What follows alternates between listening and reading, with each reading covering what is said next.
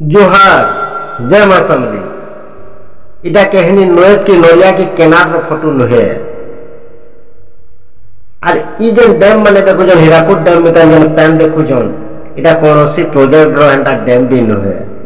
इटा हूँ जे मुख्य रास्ता जे रास्ता की आपण माने अनेक थर वीडियो माध्यम न हमें छाड़ीछु हले केना भी परिवर्तन न हेबा।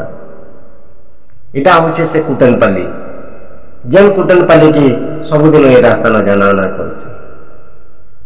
बरगढ़ जिला भेड़न ग्राम पंचायत छोटे गाँव कुटनपल्ली जांडोल मौजा तरे अच्छे हेले से छोट गाँव बोले कि कारण तार किछि इज्जत नहीं न आम न जाए सबुदिन ये रास्ता न जाना आना करथुमु हताश हो गलु न हताश हो गलु न रास्तार अभियोग दे दे हेले आज अतिरु इति हो गलान सत कहबार के पड़ुछि।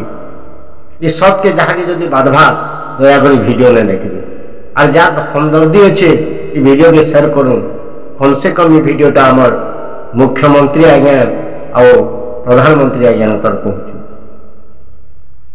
हे मुख्यमंत्री महोदय हे प्रधानमंत्री महोदय आपण माने आमर दुख केभे बुझबे।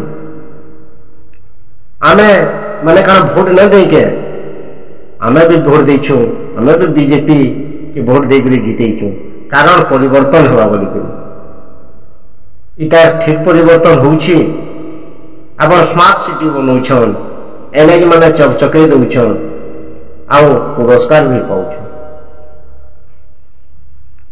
हेले आमर गाँ क्या दोष कलु ये रास्ता जेन आपण देखुछन इथि सबुदिन छुआ मैंने स्कूल के पाठ पढ़ी जासन चाषी मैंने तार पनीपरिया हो कि आमर धान ई रास्ता न देकर शहर के पठासी हेले आमर किछि भैल्यू नहीं न आम खाली कमाउथुमु आर खाउथुमु के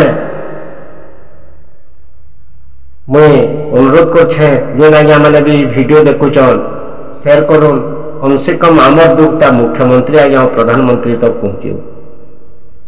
आम कौन से राजनीति करवार नहीं न कि कौन से दल संगे आम लिंक रखबार भी नहीं न आमर मानवीयता अधिकार जे भोट देइछु जीतेछु आज हमको खराब लगुच बोली वीडियोटा आपण मानक छाड़ुछु। हे मुख्यमंत्री महोदय आमर दुख केभे बुझबे। हे प्रधानमंत्री महोदय आपण हेले टिके आमर दुख बुझुन। जोहार।